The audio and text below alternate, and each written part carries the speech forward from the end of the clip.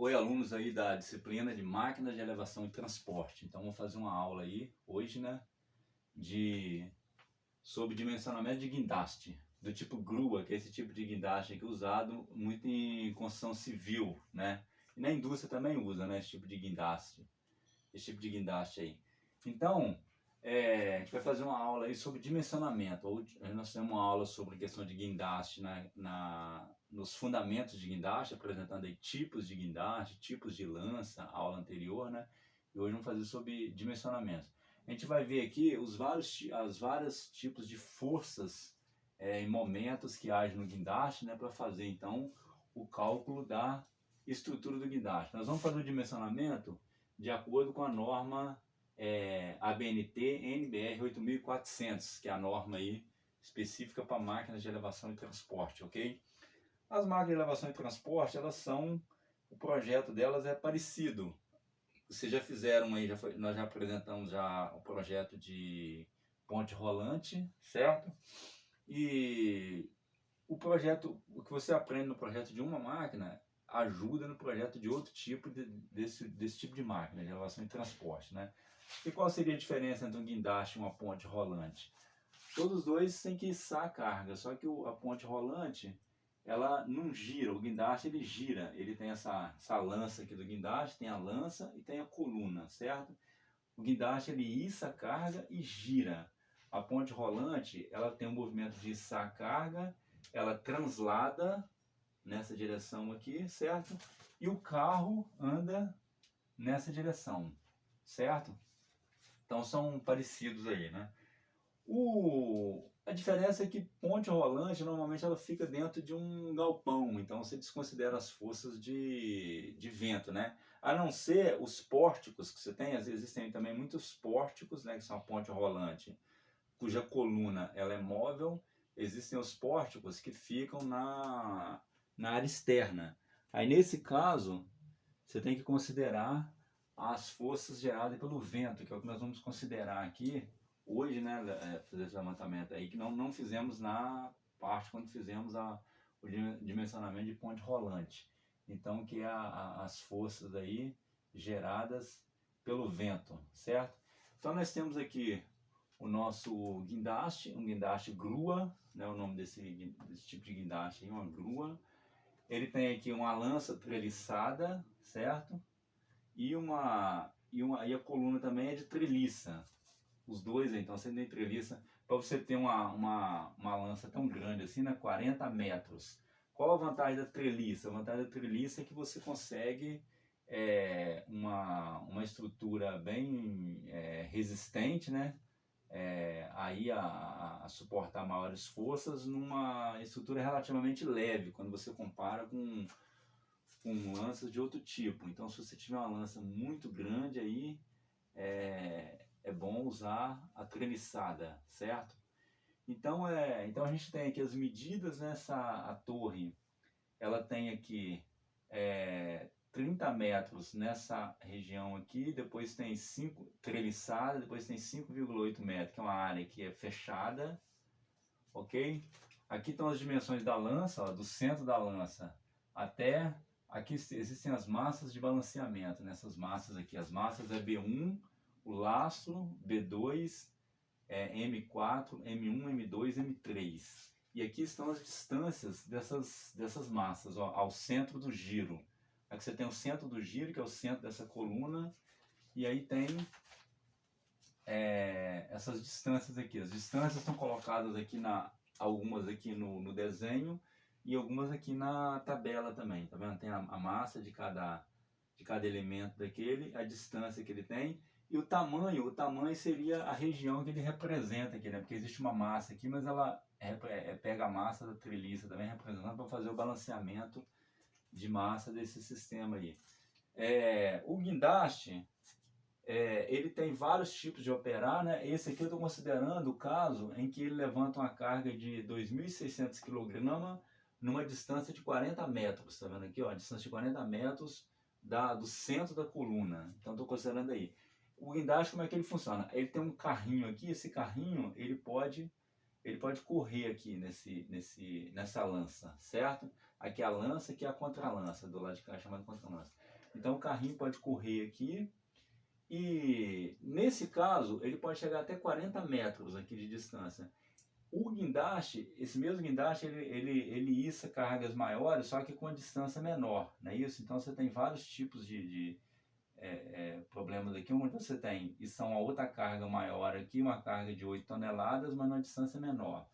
Isso, você tem os limites de operação do guindaste dessa forma, né?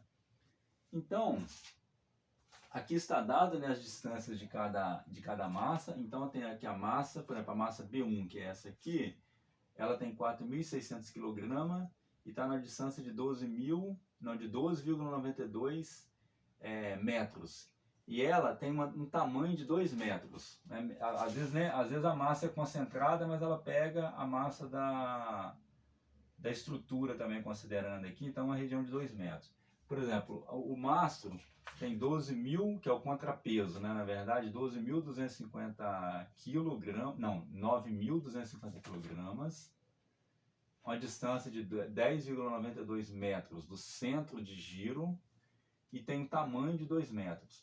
Nós vamos calcular as forças centrífugas de cada uma dessas massas quando ele girar, ok? Então, vamos começar aí, né? São muitas forças, vocês vão ver que são muitos tipos de forças que agem num guindaste, entendeu? Às vezes você pensa assim, vou fazer um guindaste, eu vou considerar o peso aqui a carga que é içada, né? Não, existem uma quantidade enorme de forças agindo no guindaste, inclusive as forças de vento, né? Forças de inércia devido ao giro. Então existe uma quantidade grande de forças aí agindo no guindaste. A gente vai ver então cada uma dessas aí, certo? Vamos começar aqui. Primeira coisa é a força centrífuga devido ao giro aqui. Essa carga ela vai fazer uma força centrífuga ali da seguinte forma, ó. Força centrífuga da carga devido ao giro. Então eu vou enumerar isso aí, porque vocês vão ver que é uma quantidade grande de forças a serem consideradas. Então vamos enumerar para ficar mais organizado, certo? É o seguinte, quando você tem um guindaste ali, ele gira em torno desse eixo, essa carga, ela está aqui, ela vai acontecer isso aqui com ela por causa da força centrífuga, certo? Ela vai ter isso aqui, ó. Ela vai sair da posição dela devido ao giro. Você está girando. Então isso aqui forma um ângulo, pela literatura aí, um ângulo onde esse θ, ele chega a 6 graus no máximo, certo? Então, isso acaba gerando uma força centrífuga ali, da seguinte forma. Como é que a gente chega nessa força centrífuga aí? Eu tenho o cabo aqui nessa posição, tenho o peso aqui, o peso da carga, eu tenho uma tração do cabo aqui, certo? Então eu tenho θ, que é esse ângulo aqui, ok? θ é esse ângulo. Então eu vou ter o componente x e o componente y da tração θ, certo? Então eu tenho aqui o componente x, o componente y e a força centrífuga para lá, nessa posição, né? Considerando aqui y para cima, x para a direita. Então, vou fazer um balanço de força aí. Então tenho as forças em y. Eu tenho aqui somatório das forças em y é igual a 0. Ok? Então quem é a força em y aí? É t cosseno θ. T cosseno θ que está para cima é igual o peso, certo? Daí eu tenho que T é igual a P sobre cosseno θ. E o somatório das forças em X igual a zero também, eu vou ter o seguinte: a força FC, que está para a direita, é igual a força centrífuga, né? Está para a direita, é igual T seno de θ, que está para a esquerda, ok? Então vai ficar FC, se eu substituir o T aqui encontrado acima, a relação para a tensão, eu tenho P cosseno θ. E tenho seno θ aqui. Então isso aí vai ficar o quê? Vai ficar FC é igual o peso tangente de θ, que é o seno dividido pelo cosseno, certo? Então eu tenho FC igual o peso aí é 26.000 newton, aqui é 2.600 quilogramas, né? Aí a gente está arredondando aqui direto para, em vez de usar aceleração 9,8, usando a 10 para ficar mais fácil de fazer, mais rápido. Fica com, majora um pouquinho, né? A gente está majorando um pouquinho. Então dá 26.000 newton. Então é 26.000 newton vezes tangente de 6 graus. Então a força centrífuga aí, 27.033 newton. Ela faz aumentar um pouquinho aí. Aliás, não, desculpa. 2.733 newton, certo? Então, o que você vai ter agindo ali, ó? Eu tenho o carrinho aqui, eu tenho os trilhos. Tem os trilhos aqui, não é isso? Tem o carrinho que carrega essa carga. Isso aqui numa vista superior, tá? Vista superior. Tem aqui as rodinhas do carrinho, né, que ficam sob o trilho. Então, isso aí vai fazer o seguinte: essa força vai agir em cada um carrinho desse aqui, levando para lá, ó. Força centrífuga. Puxando para a direita. Vai ser dividido nas rodas do carrinho, né? O carrinho vai ter que usar um freio aqui para poder não deixar essa carga ir para lá quando estiver girando, ok? Quando estiver girando aí, então essa força ela vai estar aqui, ó. Ela vai estar aqui em cima, que vai agir nas rodas do carrinho, ok? O carrinho tem que fazer um freio e segurar essa coisa. Se ele não fizer isso, na hora que o guindaste estiver girando, o carrinho iria ser jogado para lá. É claro que tem um batente no final ali do trilho, né, para esse carrinho não cair do trilho. Mas mesmo assim, para manter ele na posição, para ele não chegar no batente, você tem que ter o freio do carrinho aqui para segurar. Então aí a primeira força que a gente tem aí a ser considerada aí deixa eu ver se o foco tá ok aqui. Tá legal o foco. Primeira força a ser considerada aí, ok? Então, começamos aí. Então, ok, deixa eu sair aqui para pegar o quadro todo, para fazer um print, depois de fazer o print screen da tela, né? Não vou ficar batendo foto não, porque eu vi que a imagem tá boa, tá focando bem. Então, a cada quadro cheio, eu saio da frente. Teve uma aula aí na outra matéria que eu esqueci de sair da frente, depois eu tinha que ficar pegando um lado e pegando o outro lado para poder pegar o quadro cheio, fazer o print screen para poder colocar. O que eu vou fazer, gente? Eu vou fazendo as contas aqui, vou citando a norma, colocando o número de tabela da norma, página da norma, tudo isso, da norma NBR 8400. Aqui, como eu estou apresentando no quadro, eu não descobri ainda como é que eu faço isso, concomitando com um computador lá. Mas o que eu faço? Eu faço depois, eu vou fazer eu disponibilizo o vídeo e disponibilizo um arquivo PDF lá no Google Drive, onde eu vou ter os prints da tela, para você fazer o exercício depois, e nos prints da tela eu coloco a página da norma com a tabela. Cada lugar que eu falo, eu tirei isso aqui da tabela tal da norma, eu coloco a página da norma lá para você poder ir acompanhando, entendeu? O grande que da questão aqui não é nem as contas que a gente está fazendo, entendeu? Essas contas aqui, vocês já aprenderam a fazer isso em outras disciplinas, lá em Mecânica 2, Mecânica 1, vocês já aprenderam a fazer isso aí bem, entendeu? A gente vai, é claro, a gente vai usar esse conteúdo que vocês aprenderam aí lá em Mecânica 1, Mecânica 2, só que o grande que da nossa aula aqui é a gente aprender a usar a norma corretamente. Por quê? Porque as contas, às vezes o aluno já sabe fazer, mas se você souber só fazer as contas, você fica meio perdido na hora de fazer um projeto de uma máquina dessa, porque você não sabe o que você vai considerar. Entendeu?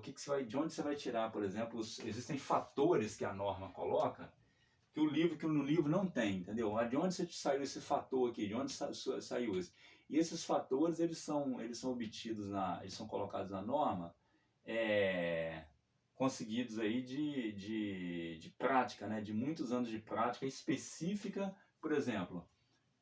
Tem fatores que são específicos de guindaste. O cara foi lá, de guindaste, ponte rolante, né? O cara pegou desses valores aí, o pessoal que faz a norma, lá, os engenheiros que escrevem a norma, e coloca isso específico para aquela máquina, entendeu? É coisa que o livro não traz. Então, eu vou apagar aqui para a gente dar prosseguimento aqui. O próximo passo, então, da força centrífuga é fazer o balanceamento do guindaste, ok? Então, apagando aqui. Olha só, vamos fazer agora o balanceamento desse guindaste, das massas que ele tem aí, ok? A velocidade que o guindaste gira, ela é baixinha. A velocidade, as acelerações aqui impostas no guindaste, elas são baixas, mas elas não podem ser desconsideradas. Por quê? Porque eu tenho velocidades baixas, acelerações baixas, mas eu tenho uma massa grande. Então essa massa grande me gera forças consideráveis, ok? Então você não pode desprezar essas forças, não. Tem que ser um projeto aí bem feito. Então, o balanceamento do guindaste.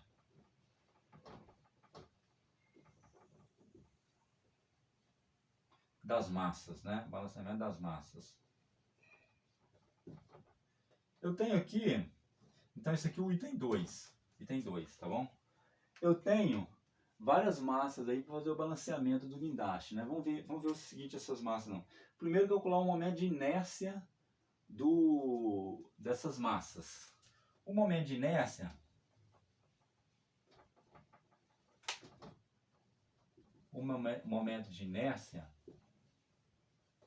ele é calculado como sendo o somatório das massas MI, RI ao quadrado, de I igual a 1 até um número M de massas que eu tenho, né?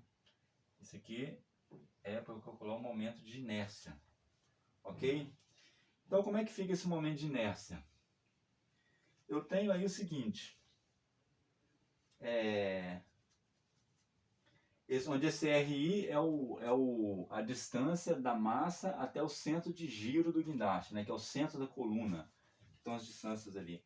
Então isso aí fica assim, ó, o momento de inércia, ele vai ser, deixa eu fazer aqui, ó, o momento de inércia, então vai ser I igual a primeira massa que eu tenho ali, 4.600 kg, que é essa aqui, B1, vezes a distância, 12,92 metros, ok? Ao quadrado, mais 9.250 vezes a distância, 10,92 ao quadrado, mais 2.200 vezes 5,96 ao quadrado, mais, aí prosseguindo, 1.250 kg vezes 15,8 ao quadrado, mais 1.250 de novo, vezes 25,8 ao quadrado, mais 800 quilos, que a massa é M3, vezes 35,8 ao quadrado, mais a massa M4, 1.370 quilos, vezes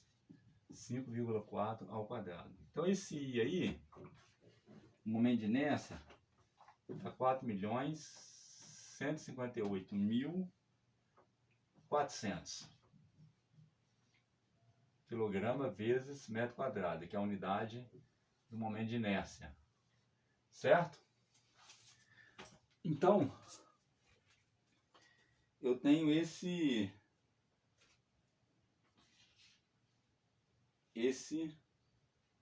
momento de inércia aí. Isso aí, ele tem uma massa equivalente aqui, o seguinte, ó. Se eu fizer a energia cinética, é massa equivalente. Se eu fizer a energia cinética, ela é igual a meio de I ômega ao quadrado, que é igual a meio de MI RI ao quadrado, certo? Aí, a energia cinética é calculada assim, a energia cinética de rotação, energia cinética de translação, né? E se você estiver girando um corpo, você tem a velocidade dele tangencial. Com a velocidade tangencial você calcula essa energia cinética. Corta aqui o meio com o meio aqui. O que eu tenho então, ó? Ah, e o ômega, não, desculpa que é VI, desculpa, é VI aqui, tá? VI ao quadrado, é a velocidade. E aí é o seguinte, o ômega, ele é a relação entre a velocidade linear e a velocidade angular é o quê? VI é igual ômega RI, não é isso? Deixa eu melhorar esse R meu aqui, para ele não ficar muito parecido com V. Com isso aí eu tenho o seguinte, eu tenho aqui que o ômega vai ser igual a VI dividido pelo RI, certo? Então vai ficar I VI ao quadrado sobre RI ao quadrado é igual a MI VI ao quadrado. Cancela aqui VI ao quadrado com VI ao quadrado. O que me sobrou aqui? MI é igual o momento de inércia dividido pela distância ao quadrado, certo? Se eu quiser calcular a massa equivalente, vai ser igual o momento de inércia, que é 4.158.400 quilograma metro quadrado, dividido pelo RI, 40 metros quadrados, que é a distância aqui onde eu vou colocar uma massa, onde eu vou colocar um peso ali, certo? Então esse MI, essa massa equivalente, ela dá 2.599 quilograma, que é exatamente essa massa aqui, ó, 2.600 quilos. Então ela está balanceada aí, certo? Está balanceada. Deixa eu sair da frente aqui para fazer o print screen depois na tela. Ok? Então,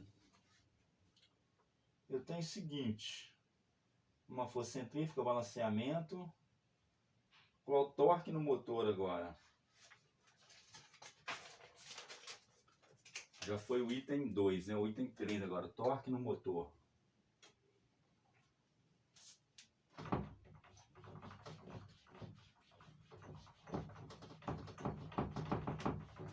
Depois eu vou calcular depois a força centrífuga e depois eu apago essa tabela e ganho espaço aqui no quadro para fazer as coisas.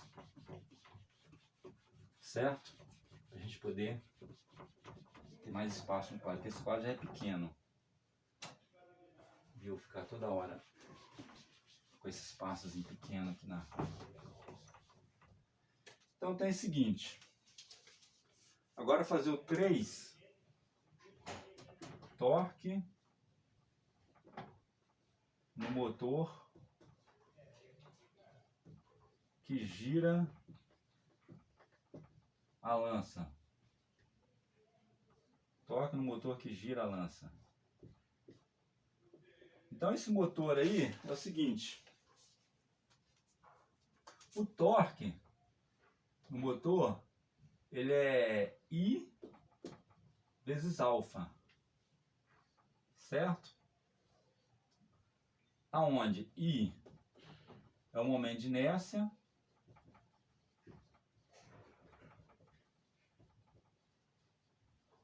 E o alfa é a aceleração angular. Aceleração angular. É isso? Essa aqui é radiano por segundo ao quadrado. E o momento de inércia a gente já viu agora que é quilograma metro quadrado. Ok? Essa fórmula aí é semelhante à segunda lei de Newton, né, que é massa vezes aceleração. Só que aqui no caso é para... Aqui é linear e aqui é de rotação, movimento de rotação. Então o torque é o seguinte, ó. Na NBR 8400, da NBR 8400, tem o seguinte, página 24 da norma, eu tenho que a aceleração vai de 0,1 a 0,6 metros por segundo ao quadrado. Isso a norma dá, tá bom? Aí nós vamos adotar o valor máximo. Adotar A igual a 0,6 metros por segundo ao quadrado. Então com isso aí, eu tenho o seguinte, o meu alfa, isso aqui na carga. Na carga, tá? Então o meu alfa é igual a aceleração dividido pelo R, pela distância, né? Então é 0,6 metros por segundo ao quadrado dividido por 40 metros. Então a alfa é igual a 0,015 radiano por segundo ao quadrado. Esse é o alfa, ok? E eu posso fazer calcular agora o torque. O torque é igual a I vezes alfa. O momento de inércia a gente já calculou anterior, não é isso? Então é 4.158.400 kg vezes metro quadrado, vezes o alfa, que é 0,015 radiano por segundo ao quadrado. Então isso aí vai ficar, o torque vai ser igual a 62.376 Newton vezes metro.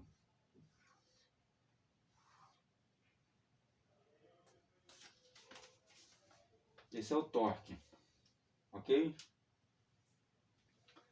A potência do motor agora. Agora o item 4, né? Vou dar uma pausa aqui. Vou dar uma pausa para pegar outro pincel, porque aquele ali estava meio falhando já. Então vamos continuar aqui. O 4 é a potência do motor.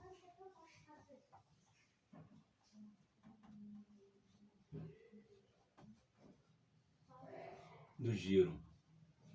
lembrando o seguinte, a ponte rolante lá usa 3 motores, né? Isso, um para içar a carga, um para o carrinho se movimentar e outro para a ponte transladar.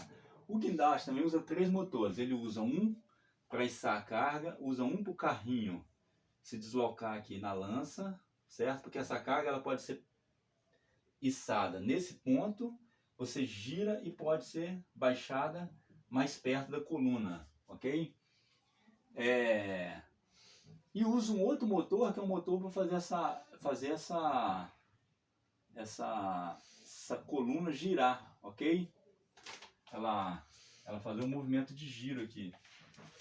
Então eu vou ver a potência desse motor aí. Ela é calculada a potência. Eu vou usar o mesmo símbolo lá, é trabalho, né? É W, usado na literatura aí. Potência W com ponto em cima. Então a potência do motor é igual a torque vezes ômega. Isso aqui é similar na translação, a potência é força vezes velocidade, ok? Na rotação é torque vezes ômega. O ômega foi dado aqui, ó. Aí eu apaguei ele, o ômega é 0,9 RPM, que é a velocidade de giro da lança.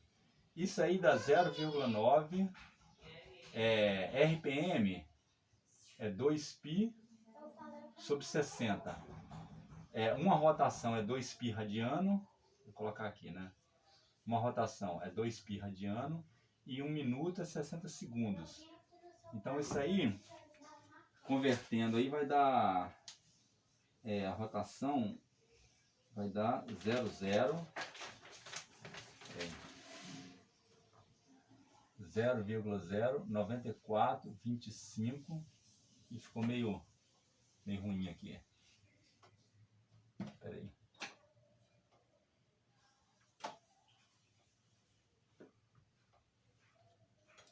(94,25).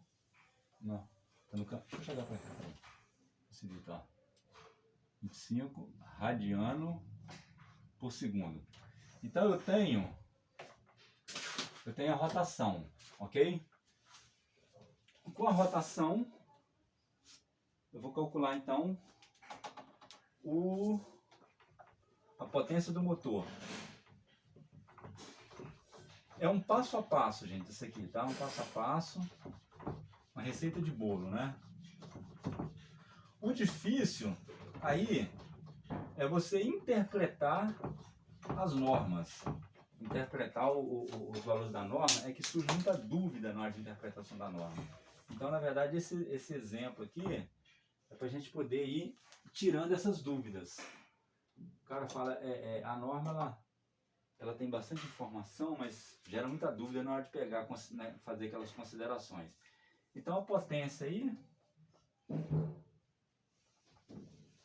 a potência do motor, que é torque vezes ômega, então vai ser 376 newton vezes metro, vezes a rotação, 0,094, cadê que tem? Mostra errado aqui. 25 radiano por segundo. Então a potência do motor,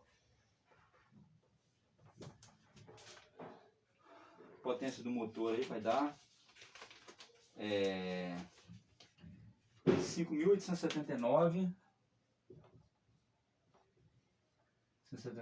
watts. Então 6 kW, né? Só que essa potência é a potência mecânica. Nós vamos calcular a potência elétrica do motor, nós temos que usar dois rendimentos aí. Então é o seguinte, ó, potência elétrica, para você passar no caso aí, o engenheiro mecânico calcula isso e passa essa informação para o engenheiro eletricista poder fazer o dimensionamento elétrico aí da instalação elétrica, certo? Então isso aqui vai ser a potência mecânica dividido pela eficiência mecânica e eficiência elétrica. Então vai ser 5.879 watt dividido por... Aí eu vou considerar o seguinte, na potência mecânica, é 0,9 vezes 0,92. São valores típicos aí, tá? Isso aí, então, dá 7.100 watts. 7,1 kW, né? Na hora de escolher o motor lá, na hora de escolher de uma catálogo, né, do fabricante, aí você escolhe o motor ou igual a esse valor se você achar, ou superior a esse valor, não inferior. Se você escolher inferior, você vai ter problema aí. Você não vai conseguir aquela velocidade, aquela aceleração, não vai conseguir, né? Do giro aí, ok? Então já fomos aí. Agora o próximo passo, a força centrífuga. Calculamos o torque, vamos calcular agora a força centrífuga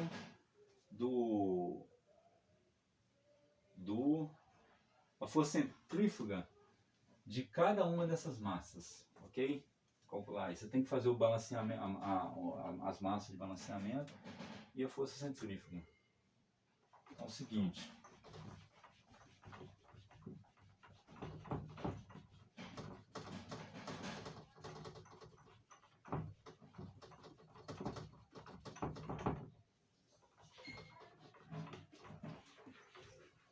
Na força centrífuga de cada massa, né?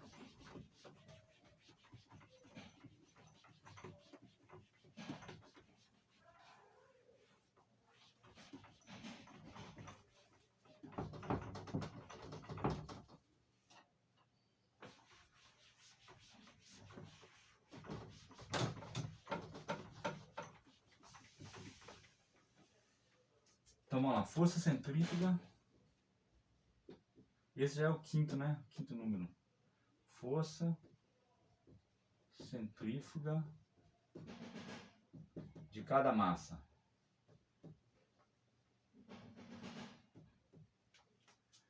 Aí o seguinte, eu vou pegar agora e vou usar a norma. A gente vai recorrer à norma agora. A norma NBR 8400. Da seguinte forma.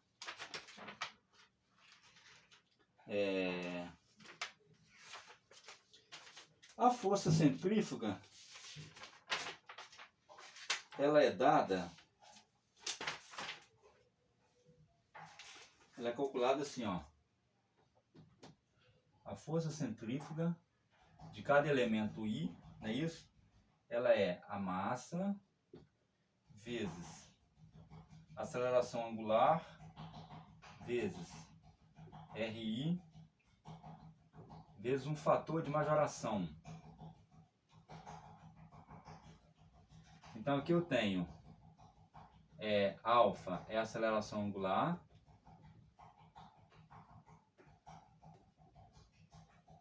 angular, não é isso? Angular. O RI é a distância, RI distância. O que se I é um fator de majoração, fator de amplificação, que a norma chama fator amplificação.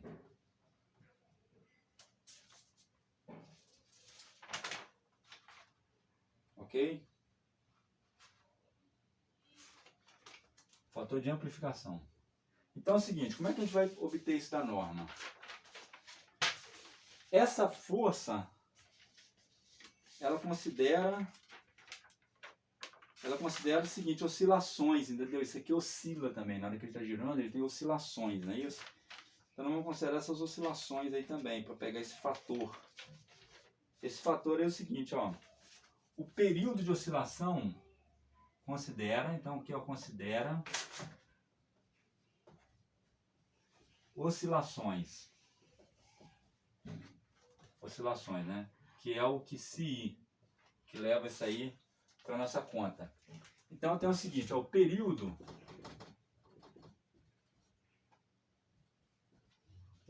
é calculado como sendo TF é igual 2π L sobre G elevado a meio. Elevado a meio. Isso aqui dá o período de oscilação, ok? Aí disso aí eu tenho o L, é comprimento do cabo, que isso a força do cabo, o G igual a 9,8 metros por segundo ao quadrado. O G é a gravidade, né? Aceleração da gravidade. Então tem um porém aqui, ó. O L, ele é mais crítico. O L é mais crítico quando ele tem um valor menor. Quando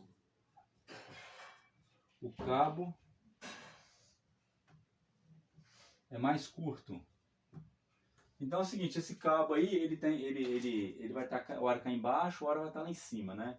Então nós vamos considerar aí L igual a 2 metros, já que vai ser a carga lá pertinho aqui da lança. Então considerando um L igual a 2 metros, eu tenho o seguinte, meu período vai ser 2π, 2 metros sobre 9,8 metros por segundo ao quadrado, elevado a meio. Quando você calcula o período aí, dá 2,838. 2,838 segundos, ok? Aí, o tempo de aceleração, vou calcular agora o seguinte. O tempo de aceleração,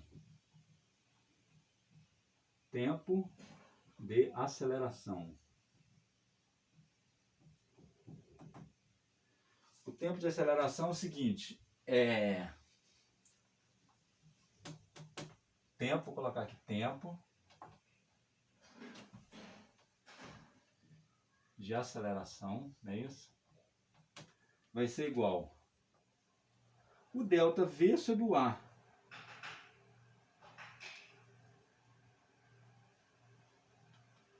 Certo?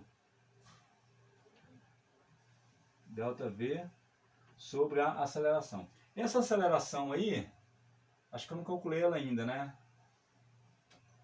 Aceleração tangencial. A aceleração tangencial, ela é alfa. Não, nós já calculamos, a aceleração já tenho.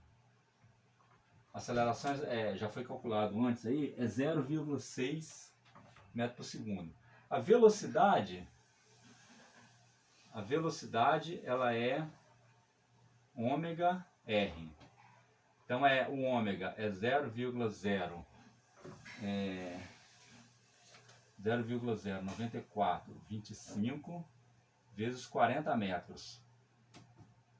Isso aí me dá uma velocidade. Eu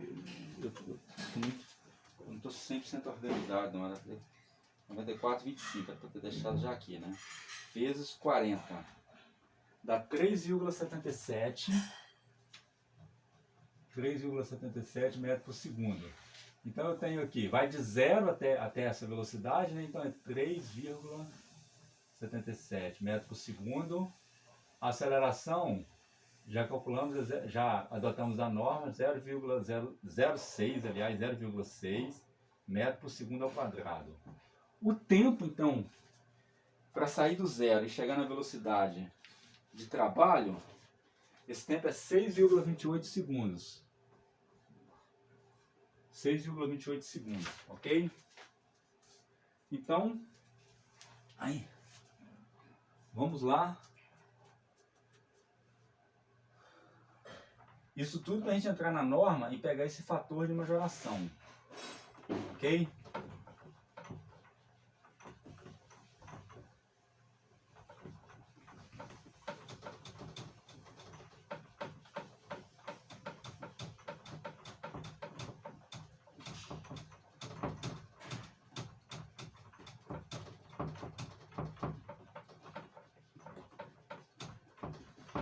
Então, tenho aí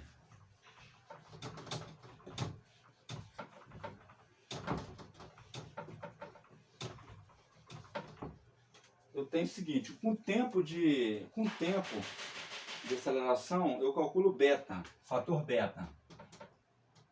Isso tudo está na norma. Fator beta é igual ao tempo de aceleração sobre o período de aceleração. Eu tenho cada um deles, né, 6,28. E o período de aceleração, 2,838. Então, o beta é igual a 2,213. Aí, o seguinte, eu calculo o fator μ. O fator μ é o seguinte, é a massa da carga a ser içada pelo guindaste, né, sobre a massa equivalente que a gente calculou anteriormente. Então eu tenho 2.600 kg, 2.599 kg. Aqui porque está bem balanceado, tá? Porque às vezes você tem que trabalhar com cargas diferentes em cada distância, e aí você balanceia mais ou menos para cada um delas, entendeu? O mais próximo aí que você puder chegar. Então não fica exatamente... Aqui vai dar 1. Aqui deu 1 mesmo, né? 2.600 dividido por 2.599, arredondando dá 1. Aí o seguinte, da figura B2 da norma, ó, colocar aqui da figura B2, certo? Da NBR 8.400, você tem o seguinte, que se lá dessa figura você tem que si igual a 2, que é o fator de amplificação para o cálculo da força centrífuga. Aí com esse que si igual a 2, eu tenho então, como calcular a força centrífuga de cada uma das massas ali que eu tenho lá, né? Repetindo aqui, a força centrífuga é igual a MI vezes alfa vezes RI vezes o fator de amplificação, repetindo a fórmula. Com isso eu vou calcular então a força centrífuga de cada massa daquela linha, para a gente jogar na estrutura. Na hora que ela gira, a estrutura tem que suportar essas forças aí, que são forças transversais. Você pensou que era só a força de... Imagina um camarada aqui, um engenheiro que não tenha o conhecimento, né, disso aqui tudo. O engenheiro de outra área, porque o engenheiro civil ele vai saber que vai ter força. O engenheiro mecânico ele vai saber que vai ter forças aí desse tipo, né? Mas eu já peguei casos, gente, no meu trabalho, em que um engenheiro de uma outra área, ele temou, dizendo que não, que é cálculo desse jeito, porque ele não enxerga toda a complexidade que tem, porque não é a área dele, é claro, né? Não é a área dele. Quem não é da área é mais difícil você enxergar toda a complexidade que tem naquela área.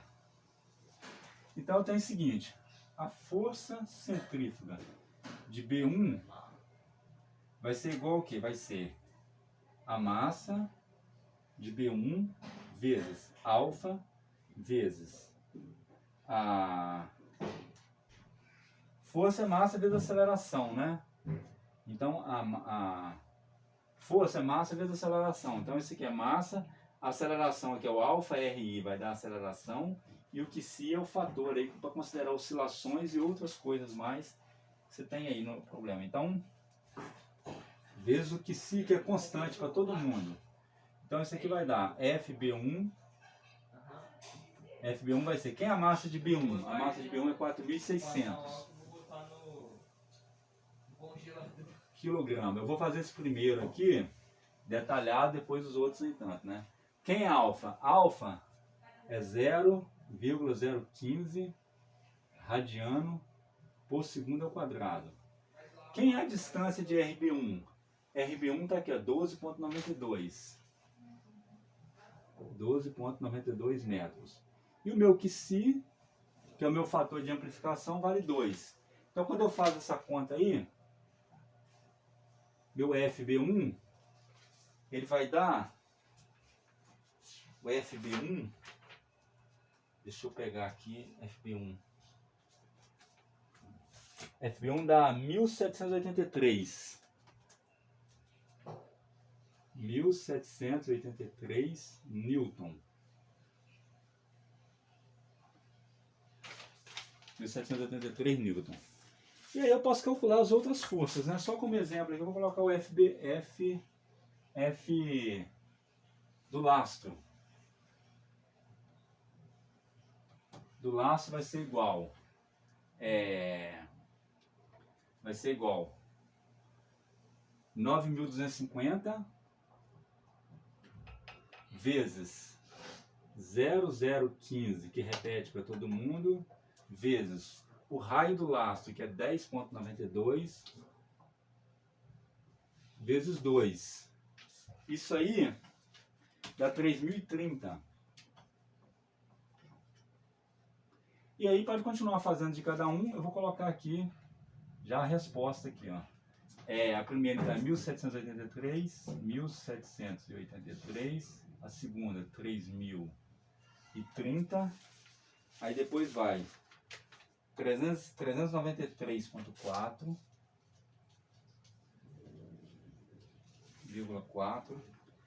592,5, 9.697,5, e agora eu me confundi aqui. Eu coloquei 859,2, 859,2, 221,9,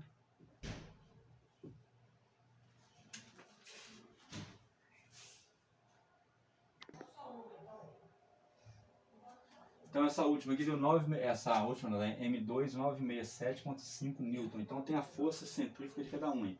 Então quando essa lança gira, olha só, se eu fizer uma vista superior aqui,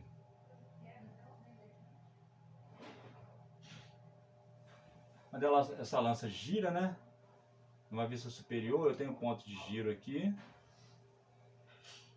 e tem ela girando aqui com a velocidade ômega. E uma aceleração aí que tem também, né? Então ela tem o que? Ela tem as massas aqui, ó. Ela vai estar a força centrífuga jogando para fora. Então você vai ter isso aí, ó. Que estiver do lado de lá da lança vai estar para lá, né? Isso, do lado de lá vai estar para cá. Então você tem aí essas forças agindo aí. Depois eu vou fazer no final, eu tenho um diagrama de forças com a lança e a força em cada ponto, como é que ela está agindo aí, ok?